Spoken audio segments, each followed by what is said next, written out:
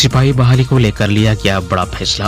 अब 10 किलोमीटर की जगह 1.6 किलोमीटर दौड़ेंगे अभ्यर्थी। राज्य में सभी तरह की सिपाही बहाली को लेकर हेमंत सोरेन सरकार ने बड़ा फैसला लिया है। इससे राज्य के वैसे युवाओं को फायदा मिलेगा जो सिपाही बनना चाहते हैं। पिछले दिनों उत्पाद सिपाही बहाली में दौड़ में 12 प्रतिभागियों की मौत को देखते हुए पुलिस उत्पाद सिपाही, कक्षपाल, होमगार्ड आदि सभी तरह की बहाली परीक्षा में दौड़ की सीमा को कम कर दी गई है। अब प्रतिभागियों को 60 मिनट में 10 किलोमीटर नहीं बल्कि 6 मिनट में पुरुषों को 1600 मीटर और महिलाओं को 10 मिनट में 1600 मीटर की दौड़ लगानी होगी। बुधवार को कैबिनेट की हुई बैठक में झारखंड राज्य के पुलिस कक्षपाल सिपाही, उत्पाद सिपाही संयुक्त भर्ती नियमावली 2025 के गठन से संबंधित प्रस्ताव पर मुहर लगा दी गई है। बैठक में कुल 31 प्रस्तावों पर मुहर लगाई गई। उत्पाद बहाली की शैक्षणिक योग्यता 10वीं या मैट्रिक पास रखी गई है। शारीरिक माप EWS पिछड़ा वर्ग, अति पिछड़ा वर्ग के लिए न्यूनतम ऊंचाई 160 सेंटीमीटर रखी गई है। वहीं महिलाओं को छूट देते हुए ऊंचाई में 148 सेंटीमीटर रखी गई है। झारखंड में हीट वेव को लेकर येलो अलर्ट जारी। झारखंड में मौसम में बड़ा अपडेट आया है। पश्चिम क्षेत्र से आ रही गर्म हवा से मध्य मार्च में ही झारखंड में हीट वेव चलने की चेतावनी दी गई है। 14 मार्च को कोल्हान के इलाके में अधिकतम तापमान में बेतहाशा वृद्धि होगी व हीट वेव चलने की पूरी संभावना है, जबकि 15 व 16 मार्च को कोल्हान के साथ साथ पलामू व गढ़वा सहित निकटवर्ती इलाके में लू चलने की संभावना है। यहाँ का तापमान 40 डिग्री सेल्सियस तक पहुंचने की संभावना है। मौसम विज्ञान केंद्र के वैज्ञानिक डॉक्टर अभिषेक आनंद के अनुसार राज्य के सभी जिलों में अधिकतम तापमान में 3 से 5 डिग्री सेल्सियस की वृद्धि होगी। मौसम विभाग ने कोल्हान सहित पलामू व गढ़वा आदि इलाकों में येलो अलर्ट जारी किया है। डीजीपी ने कहा झारखंड को अपराध मुक्त बनाएंगे। झारखंड के डीजीपी अनुराग गुप्ता ने मंगलवार को हजारीबाग एसपी के सभा कक्ष में एनटीपीसी के डीजीएम कुमार गौरव की हत्या मामले में चल रहे अनुसंधान की समीक्षा की। इसके बाद डीजीपी अनुराग गुप्ता ने प्रेस कॉन्फ्रेंस में कहा कि वह अपराध मुक्त झारखंड बनाना चाहते हैं। एनटीपीसी के जवान अधिकारी की हत्या होना बहुत ही दुखद है। पुलिस ने इस मामले को गंभीरता से लिया है। इस तरह की घटना पुलिस के लिए चुनौती है। डीजीएम हत्या मामले में पुलिस को कोई बड़ी सफलता अब तक नहीं मिली है, लेकिन उन्होंने आशा जताई है कि जल्द ही पुलिस अपराधियों को गिरफ्तार करने में सफल होगी। हत्या के अलग अलग बिंदुओं पर पुलिस अनुसंधान कर रही है। डीजीपी ने कहा कि एनटीपीसी के किसी भी अधिकारी को लेवी के लिए धमकी देने की बात सामने नहीं आई है। समीक्षा बैठक में बोकारो जोन के आईजी एस माइकल राज, डीआईजी संजीव कुमार एवं एसपी अरविंद कुमार सिंह शामिल थे। डीजीपी ने कहा एनटीपीसी के अधिकारियों को सुरक्षा के पुख्ता इंतजाम दिया जाएगा। डीजीपी ने कहा एनटीपीसी के अधिकारियों के लिए सुरक्षा का पुख्ता इंतजाम किया जाएगा। पुलिस इसकी विस्तृत योजना बना रही है। हजारीबाग बड़कागांव मार्ग फतह चौक पर शीघ्र ही एक पुलिस ओपी खोला जाएगा। डीजीपी ने एनटीपीसी के अधिकारियों से कहा कि वह इस मार्ग में अधिक से अधिक सीसीटीवी कैमरे लगाए हैं। उन्होंने कहा कि सभी जगहों पर पुलिस की तैनाती संभव नहीं है। इस तरह की आपराधिक घटनाओं का उद्भेदन करने में नई तकनीक से मदद मिलती है। जिस वाहन से एनटीपीसी के अधिकारी व कर्मचारी आते जाते हैं उन वाहनों में सीसीटीवी कैमरा लगाने का निर्देश दिया है। डीजीपी ने कहा कि हजारीबाग कोयलांचल क्षेत्र में 3 गैंग सक्रिय हैं। इनमें अमन साहू गिरोह, अमन श्रीवास्तव और विकास तिवारी गैंग शामिल है। यह गिरोह इस तरह की घटनाओं को अंजाम दे रहे हैं।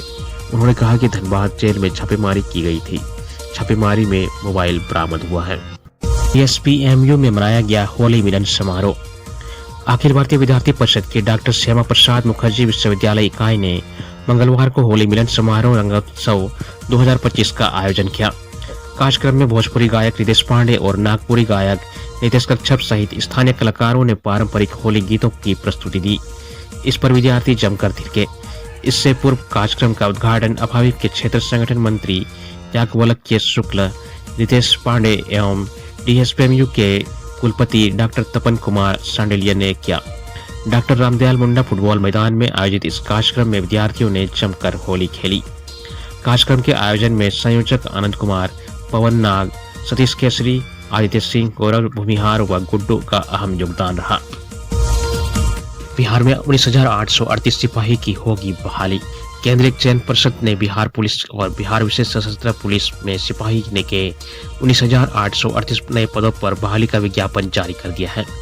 इन पदों के लिए परिषद के आधिकारिक वेबसाइट cspc.bihar.gov.in पर 18 मार्च से 18 अप्रैल तक 2025 तक ऑनलाइन आवेदन लिए जाएंगे। कुल पदों का 50% यानी 9,919 पद बिहार के गृह रक्षकों के लिए आरक्षित होगा। मंगलवार को परिषद के चेयरमैन सह अपर पुलिस महानिदेशक जितेंद्र कुमार ने प्रेस कॉन्फ्रेंस में यह जानकारी दी। मैया योजना की राशि नहीं देने पर ससुराल वालों ने कर दी हत्या। महिलाओं को सशक्त व आर्थिक रूप से सबल बनाने के लिए सरकार ने मैया सम्मान योजना शुरू की है, लेकिन यह योजना एक महिला के लिए जानलेवा साबित हुआ। रंका थाना के मानपुर गांव निवासी खुर्शीद अंसारी की पत्नी सकीना बीबी की हत्या उसके ससुराल वालों ने कर दी। सकीना के खाते में सरकार द्वारा मैया सम्मान योजना के 7,500 रुपये भेजे गए थे। सोमवार को उक्त राशि निकाल कर सकीना जब घर लौटी तो उसके पति खुर्शीद अंसारी, सास रोजनी बीबी और दादी सास नजमा बीबी उससे पैसे मांगने लगे। सकीना ने पैसे देने से जब इनकार किया तो तीनों ने उस पर जबरन दबाव बनाने लगे। सकीना ने महज 500 रुपये अपने पति को दी तो इस पर वे लोग नहीं माने और पूरे पैसे देने की मांग करने लगे। पैसा नहीं देने पर घर में विवाद बढ़ गया। जानकारी के अनुसार सोमवार की शाम के करीब 7 बजे उन तीनों ने सकीना की जमकर पिटाई कर दी। इसके बाद गला दबाकर उसकी हत्या कर दी। सकीना की हत्या के बाद घर से बाहर पेड़ से लटकाकर इसे आत्महत्या का रूप देने की कोशिश की गई। जानकारी मिलने पर बेटी के ससुराल पहुंचने सकीना के पिता रोज मोहम्मद अंसारी ने रंका थाना में इस घटना की प्राथमिकी दर्ज कराते हुए पुलिस प्रशासन से न्याय की गुहार लगाई है। गांधीनगर थाना के एसआई को एससीबी की टीम ने रिश्वत लेते हुए रंगे हाथ किया गिरफ्तार। गांधीनगर थाना के एसआई अजय प्रसाद को धनबाद एससीबी की टीम ने मंगलवार को 10,000 रुपये घूस लेते हुए रंगे हाथ गिरफ्तार किया। वह इससे पूर्व बोकारो जिला के हरला थाना के पदस्थापित थे और 2 माह पूर्व गांधीनगर थाना में स्थानांतरित होकर आए थे। इससे पूर्व बेरमो थाना में भी लंबे समय तक कार्य कर चुके थे। जानकारी के अनुसार जरेडी बाजार के ऊपर बाजार निवासी दिनेश प्रसाद गुप्ता के पुत्र अनुराग गुप्ता ने एससीबी में शिकायत करते हुए कहा था कि 10 फरवरी को टुपकाडी में रहने वाले इंतखाब अंसारी ने 4 नंबर पेट्रोल पंप के पास पैसे के लेन देन को लेकर मारपीट करने का मामला दर्ज कराया था। इसमें कुरपनिया के विशाल व सागर को आरोपी बनाया गया था।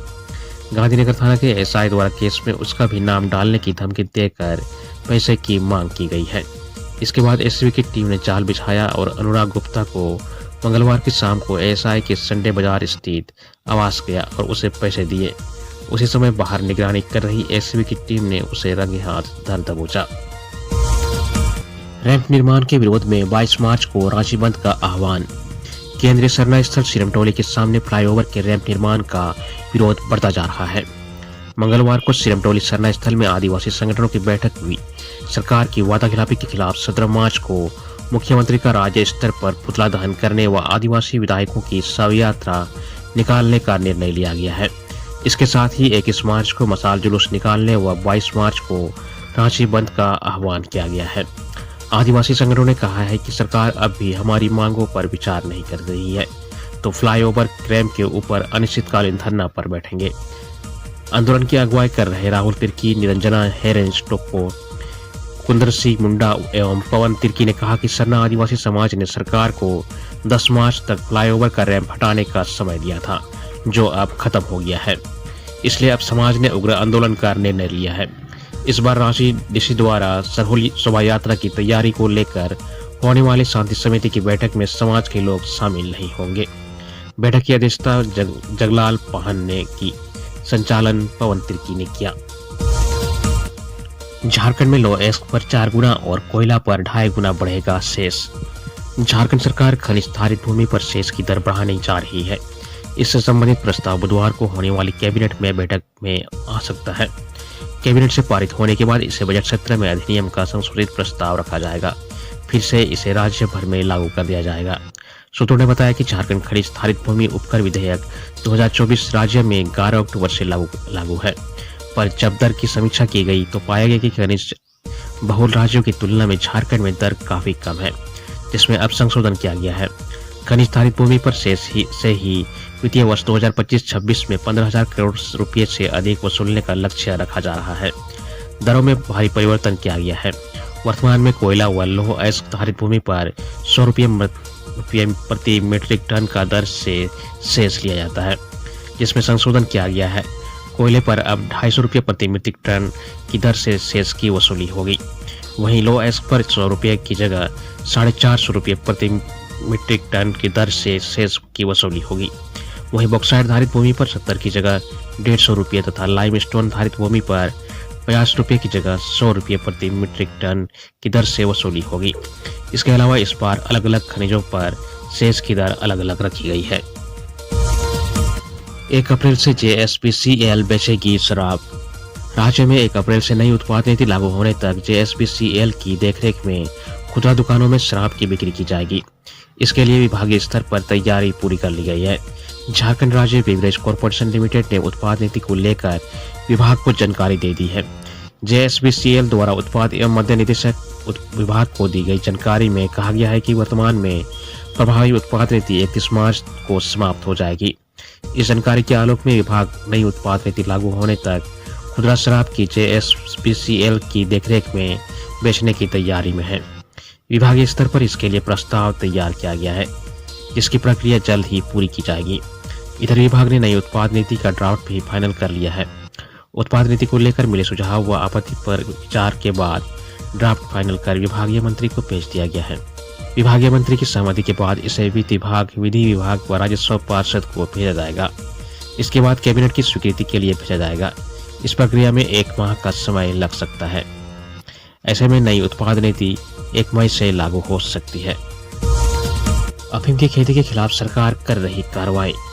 झारखंड हाईकोर्ट ने खूंटी जिला में अफीम की खेती में वृद्धि को गंभीरता से लेते हुए स्वतः संज्ञान से दर्ज जनहित याचिका पर सुनवाई की।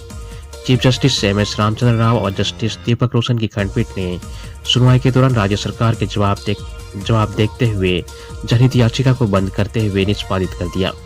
इससे पूर्व राज्य सरकार की ओर से महाधिवक्ता राजीव रंजन ने अफीम की खेती व नशा के अवैध कारोबार के खिलाफ लगातार हो रही कार्रवाई से संबंधित टेबलर चार्ट में रिपोर्ट प्रस्तुत किया है। उन्होंने खंडपीठ को बताया कि झारखंड पुलिस पिछले कई माह से राज्य के विभिन्न जिलों में अफीम की खेती के खिलाफ अभियान चला रही है।